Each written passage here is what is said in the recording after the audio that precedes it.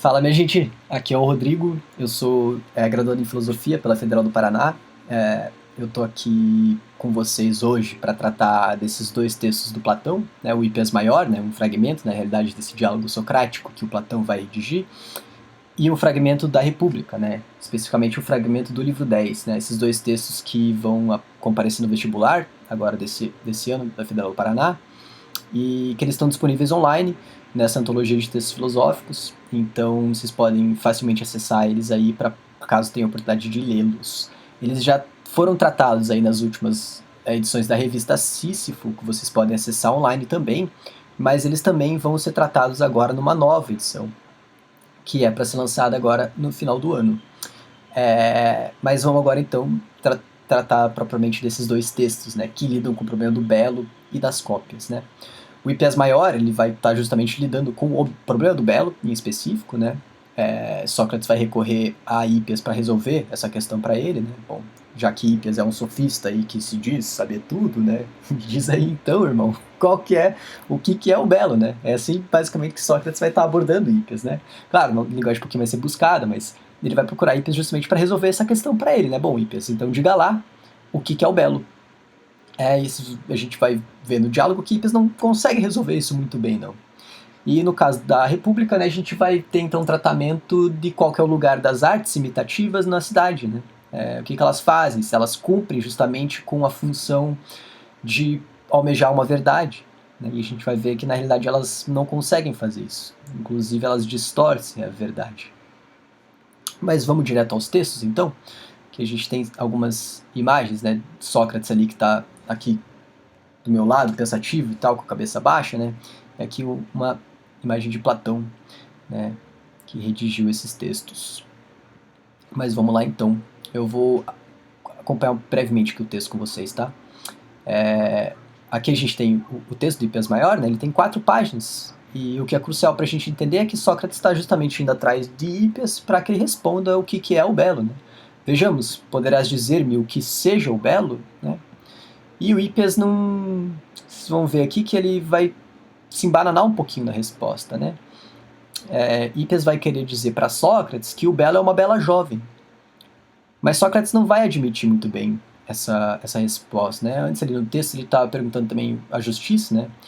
Seria como se Hipias dissesse, essa pessoa justa é a justiça. Não é uma definição que cola, ainda mais porque Sócrates está procurando o belo em si, né? E não as coisas que são belas, né? O belo em si é justamente aquilo que nos permite reconhecer as coisas belas. Então, para que a gente possa pensar o belo, a gente vai ter que talvez ter outra orientação do pensamento que não seja para as coisas sensíveis, né? Ou seja, a exigência da verdade é de um grau maior do que a sensibilidade nos permite ter. Indo agora brevemente para o livro 10, a gente vai ver logo de cara aqui o texto apresentar para a gente, né, que eles estão procurando justamente a fundação da melhor cidade possível, né? E o problema que vai aparecer para eles é justamente das artes imitativas, da poesia imitativa. Né? Como que a gente pode ter uma arte que meramente imita as coisas, concernir ao conhecimento verdadeiro das coisas, já que elas simplesmente imitam. A gente vai ver então no texto que, por exemplo, um pintor, ele nada mais vai estar imitando do que a aparência das coisas. Só que de que coisas? A gente vai ter ali outra profissão aparecendo, né? A gente vai ter os carpinteiros, os obreiros, os fabricantes de objetos, né? O que o pintor faz é copiar a aparência desses objetos criados por esses outros humanos, por esses outros sujeitos. O pintor nada mais do que copia a aparência, o desenho, a cor do leito, da mesa, da cela, né? Dessas coisas que são produzidas por essas pessoas. Agora, o que é importante a gente entender é a relação dessas duas profissões com a verdade, né? Porque se a gente for, inclusive, vale muito a pena ter em mente a exigência que a gente tinha no Hipias, né? A exigência da verdade mesmo. Ou seja, qual que é a orientação da imitação das aparências para a verdade? Nenhuma. Está simplesmente copiando o desenho, a figura dos objetos. Enquanto que a gente vai ver a qualificação, então, das profissões como dos marceneiros e dos carpinteiros. Porque eles, sim, estariam visando a ideia daquele objeto que eles estão criando. A ideia de leito vai estar sendo visada por aquele que produz uma cama. A ideia de mesa vai estar sendo visada, almejada. Ele vai estar pensando justamente em produzir o melhor móvel possível. Enquanto que o pintor não. O pintor vai estar justamente simplesmente copiando a aparência da coisa. Aqui na República vai aparecer essa imagem que é crucial também. É como se o pintor estivesse andando com um espelho em mãos pelo mundo. Ele vai estar nada mais do que reproduzindo a aparência das coisas. Não vai estar criando elas propriamente. Então, ele vai estar criando, e aqui a letra é clara, um leito aparente, enquanto que o carpinteiro produz um determinado leito, né, com existência. Um pouco mais à frente aqui, a gente vai ter então Deus como criador da ideia, certo? Olha só. Deus é o verdadeiro criador do verdadeiro leito. Olha só a exigência da verdade aparecendo aqui. Ele não é o criador de um determinado leito. Quem cria determinados leitos são os obreiros, os fabricantes.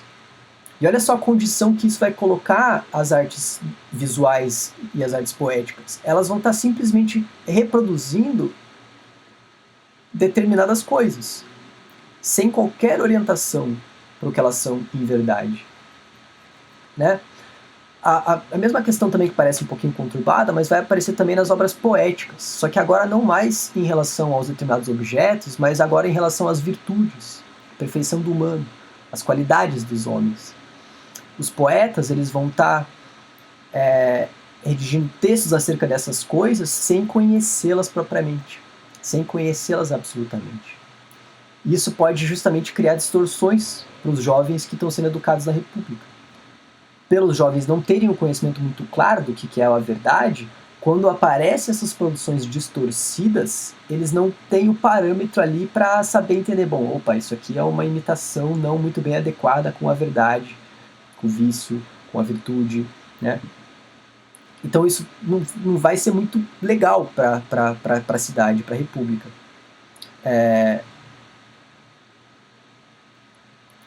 Veja só, sem conhecer absolutamente nada das respectivas profissões, né? O pintor, ou seja, vai estar pintando algo que um carpinteiro faz sem saber nada do que o carpinteiro faz. Simplesmente imitando ali a figura, né? A cópia, o desenho da coisa. Outra profissão ali que vai estar aparecendo, por exemplo, vai ser a do cavaleiro, né? Olha só a relação que o cavaleiro tem com aquele que produz a sela.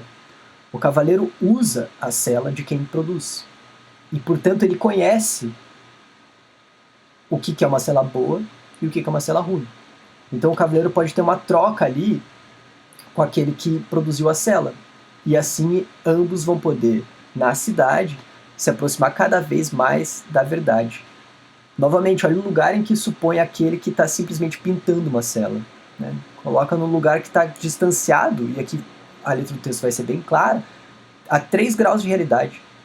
Se você tem a ideia como maior grau de realidade, a ideia de mesa, a gente vai ter num segundo grau de realidade as mesas determinadas, produzidas por carpinteiros. E agora, num terceiro e mais distante, que sequer visa aquela ideia, a gente vai ter os pintores, que vão estar simplesmente produzindo as aparências das mesas, sem um uso próprio, sem inclusive sequer conhecer o processo de fabricação de uma mesa. A ponto de que o texto vai terminar justamente assim, com Sócrates dizendo, a imitação não é coisa séria, mas é uma simples brincadeira. Claro, a gente pode poder levantar inúmeras questões acerca desse texto, mas é importante justamente de ver aqui que, dentro da teoria platônica, com a sua exigência da verdade, a pintura aparece como simples imitação, como mera brincadeira, e ela vai poder ser inclusive dispensada da cidade.